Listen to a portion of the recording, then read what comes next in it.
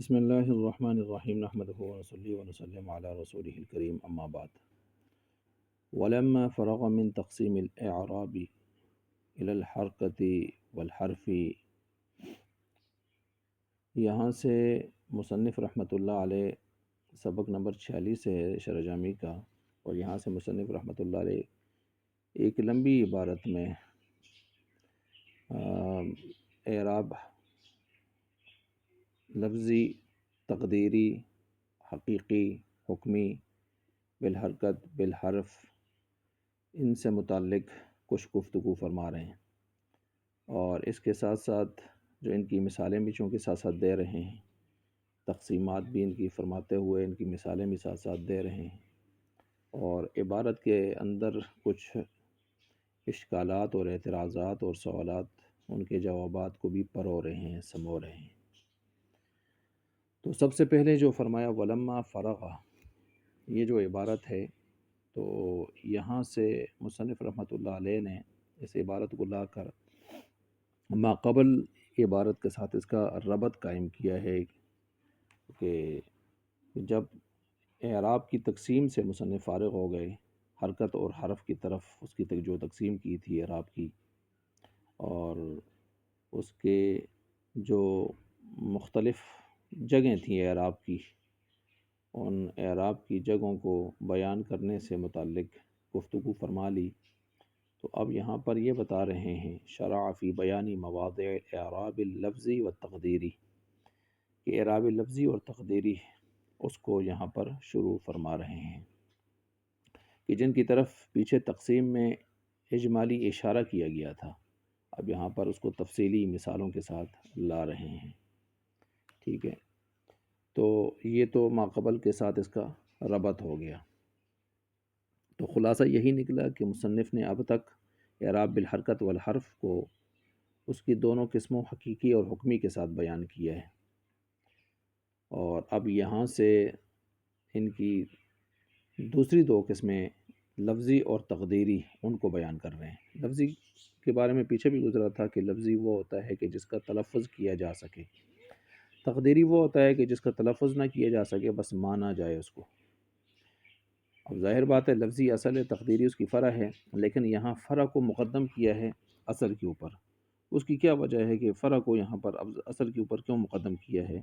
تو اس کی وجہ کو بتایا جا رہا ہے کہ قلت کی وجہ سے، فرع چونکہ قلت کی وجہ سے اس کو ہم نے مقدم کیا ہے، اور لفظی اصل ہے اس کو ما عدا کے حوالے کر دیا ہے، اور اس میں اختصار تھا۔ اگر اس کا الٹ کرتے، لفظی کو مقدم کرتے اور تقدیری کو ما عدا کے حوالے کر لیتے، تو اس میں طوالت ہوتی۔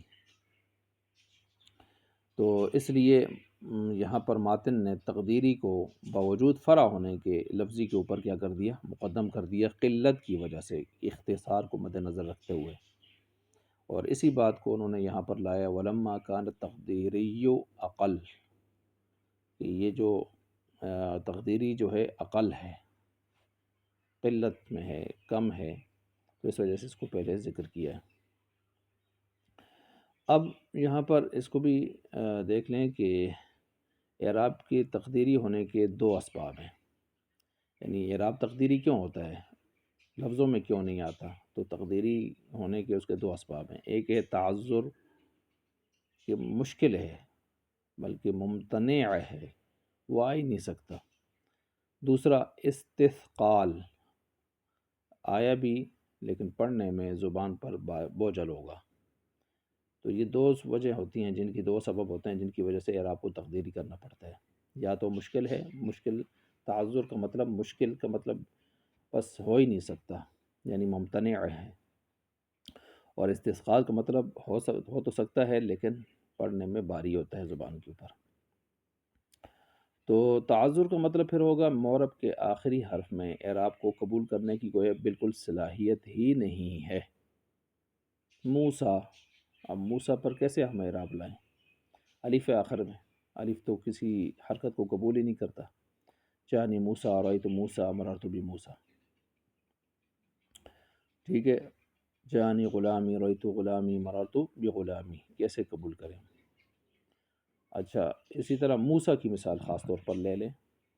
اچھا، استثقال کا مطلب یہ ہوتا ہے کہ معرب کا آخری حرف اعراب کو قبول کرنے کی صلاحیت تو رکھتا ہے، اس پر اعراب آ سکتا ہے، ممکن ہے، امکان ہے، مگر اعراب پڑھنا اس کے اوپر زبان پر ثقیل ہوتا ہے، بوجھل ہوتا ہے۔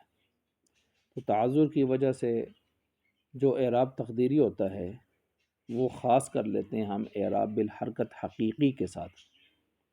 اعراب بالحرکت حقیقی کے ساتھ، حقیقی کا مطلب تینوں حالتوں میں وہ تقدیری ہوتا ہے، اور یہ جو اعراب بالحرکت حقیقی ہوتا ہے تینوں حالتوں میں تعذر کی وجہ سے، یہ دو اسموں میں پایا جاتا ہے، ایک اسم مقصور میں موسیٰ عصا، اور دوسرا اس اسم میں جو غیر جمع مذکر سالم ہو اور مضاف ہو یا متکلم کی طرف، جیسے غلامی۔ غلامی جمع مذکر سالم نہیں ہے اور مضاف ہے یا متکلم کی طرف، تو ان دو میں یہ اعراب بالحرکت تقدیری، اعراب بالحرکت حقیقی ہوتا ہے، اعراب بالحرکت حقیقی ہوتا ہے، تقدیری ہونے کے اعتبار سے تعذر ہے۔ تو یہ اسم مقصور، مقصور قصر سے ہے، چھوٹا، کوتاہ، چھوٹا الف آخر میں جو ہوتا ہے اسم مقصور اس کو کہتے ہیں۔ العصا، تو چونکہ آخر میں الف ہوتا ہے اور پھر اس کو ہم آسان پڑھتے ہیں، وہ التقاء ساکنین کی وجہ سے اس کو محذوف کر کے گرا کر۔ بہرحال الف ہمیشہ ساکن ہوتا ہے، حرکت کو قبول تو نہیں کرتا، اگر اس پر حرکت آ جائے تو یہ حمزہ بن جاتا ہے، اس وجہ سے یہ اپنے اوپر کسی بھی قسم کی حرکت تو چھوڑیں، جزم کو قبول نہیں کرتا، حمزہ بن جاتا ہے، شد کو قبول نہیں کرتا، حمزہ بن جاتا ہے، ٹھیک ہے۔ تو دوسرا غلامی ہم نے بتا دیا، اس میں بھی تینوں حالتوں میں تقدیری ہوتا ہے، اس لیے کہ یا کا مقابل ہونے کی وجہ سے معرب کا آخر کسرے کے ساتھ عامل کے داخل ہونے سے پہلے ہی مشغول ہو جاتا ہے۔ کیا مطلب؟ غلامی، میرا غلام، ابھی جا رأیتو مررتو، ابھی یہ مررتو بھی، ابھی یہ عامل آئے نہیں تھے اور غلامی پہلے سے ہی غلام جو ہے وہ یا متکلم کے ساتھ مشغول ہو چکی تھی، تو عامل کے آنے سے پہلے ہی وہ مشغول ہے۔ اب عامل کے آنے کے بعد اس پر کوئی دوسری حرکت تو نہیں آ سکتی کہ وہ کسرے کے موافق ہو یا مخالف ہو، جیسے حرکت بھی ہو نہیں آ سکتی، کیونکہ پہلے سے وہ مشغول ہو گیا یا کے ساتھ، اور ماقبل کسرہ لے کر، یا ماقبل کسرہ چاہتی ہے۔ اگر کسرے کے موافق حرکت آ جائے، فرض کیجئے اگر کسرے کے موافق ہم اس کو شمار کر لیں کہ حرکت آئی ہے مررت بغلامی، تو اس سے لازم آئے گا معرب کے آخر میں دو حرکتوں کا آنا، دو مختلف اسباب کی وجہ سے۔ تو دو مختلف اسباب کی وجہ سے ایک حرکت یا کا ماقبل ہونے کی اگر یہ اعتبار کر لیں تو یہ یعنی ایک حرکت تو یا کا ماقبل ہونے کی وجہ سے، اور دوسری حرکت عامل کی وجہ سے، مررتو بغلامی، مررتو بغلامی، ہم یہ کہیں گے جی غلامی کے اوپر جو نیچے زیر ہے یہ ادھر یا کی وجہ سے بھی آئی ہے، ادھر بغلامی با کی وجہ سے بھی آئی ہے، تو یہ تو دو اسباب، مختلف اسباب کی وجہ سے ایک حرکت کا آنا لازم آئے گا، اور حالانکہ معرب کے آخر میں جو حرکت ہوتی ہے وہ ایک حرکت آ سکتی ہے اور ایک سبب سے آئے گی، ٹھیک ہے، معرب کے آخر میں ایک ہی حرکت آ سکتی ہے اور وہ ایک سبب سے آئے گی۔ اگر ہم اس کو دوسرے انداز میں حرکت کو مخالف کر کے لے آئیں تو بداہتاً یہ بھی ممتنع ہوگا، یہ بھی ممتنع ہوگا، پھر اس طرح تو لازم آئے گا کہ ایک وقت میں معرب کے آخر میں دو مختلف حرکتیں آ جائیں، ایک حرکت ایک عامل کی وجہ سے، دوسری حرکت دوسرے عامل کی وجہ سے، تو ماننا پڑے گا بغلامی میں جو غلام کے نیچے زیر آئی ہے یہ یا کی وجہ سے پہلے سے آئی ہوئی ہے، با نے کوئی یا یہاں آ کر کمال نہیں کیا، بس یہاں ہم نے صرف اس کو تقدیراً رکھنا ہے، با کی وجہ سے زیر کو لفظاً ظاہر نہیں کرنا۔ یہ اس لیے ہم بات کر رہے ہیں کہ بعض نحویوں کے نزدیک غلامی کا اعراب حالت جری میں لفظی ہے، وہ کہتے ہیں یہ جو مررت بغلامی جو زیر آئی ہے غلام کے نیچے یہ با کی برکت سے آئی ہے، تو اس لیے ہم نے بتایا کہ ایسے نہیں ہو سکتا، یہ بات ان کی ٹھیک نہیں ہے، بلکہ یہ یا پہلے سے موجود ہے، تو یہ مذہب جو دوسرا پیش کیا ہم نے یہ مذہب شاذ ہے۔ اصل یہی ہے کہ بس تینوں حالتوں میں یہاں بھی تقدیری کر لیں، جیسے موسیٰ عصا میں کیا ہے تو یہاں غلامی میں تینوں حالتوں میں تقدیری کر لیں۔ بہرحال تعذر کی وجہ سے جو اعراب تقدیری ہوتا ہے وہ خاص ہے اعراب بالحرکت حقیقی کے ساتھ، اور ان دو اسموں میں اسم مقصور اور غلامی والے جیسے الفاظ میں پایا جاتا ہے، ان دو میں۔ یہ تو ہو گیا تعذر والا اعراب۔ اب آئیے جی استثقال۔ استثقال جو اعراب ممکن تو ہوتا ہے لیکن زبان پر باری ہوتا ہے، جو اعراب تقدیری ہوتا ہے یہ دو حال سے خالی نہیں ہوگا، یا تو اعراب بالحرکت ہوگا، بالحرف ہوگا، یا اعراب بالحرف ہوگا، یا اعراب بالحرکت ہوگا۔ اگر اعراب بالحرکت ہو تو وہ خاص ہے اعراب بالحرکت حکمی کے ساتھ، اعراب بالحرکت حکمی کے ساتھ، اور یہ دو حالتوں میں تقدیری ہونے کے ساتھ پایا جائے گا۔ حکمی کا مطلب وہی ہے نا، بعض میں ہو بعض میں نہ ہو، یہ دو میں۔ دو کون سے ہیں؟ اسم منقوص قاضی، اسم منقوص قاضی، اس میں یہ اعراب پایا جائے گا۔ اچھا، اب یہ دو حالتوں میں مثلا اس میں منقوص قاضی کو آپ دیکھیں تو جانی قاضی، رأیت القاضیہ، مررت بالقاضی، مررت بقاضیہ بالقاضی۔ اب دیکھیں یہاں پر حالت نصبی میں تو اس کا اعراب لفظی ہے، لیکن حالت رفعی اور جری میں آپ دیکھتے ہیں تقدیری ہے۔ جانی قاضی، مررت بقاضی، ہاں درمیان میں رأیت قاضیہ وہ ہے، رأیت القاضیہ، رأیت القاضیہ وہ یا اعراب لفظی آیا ہوا ہے نصب کی حالت میں، تو اسی وجہ سے ہم نے اس کو حکمی کہا ہے نا۔ حکمی کا مطلب ہوتا ہے بعض میں اعراب آئے اور بعض میں نہ آئے۔ یہ اعراب بالحرکت کی صورت ہوگی استثقال کی وجہ سے۔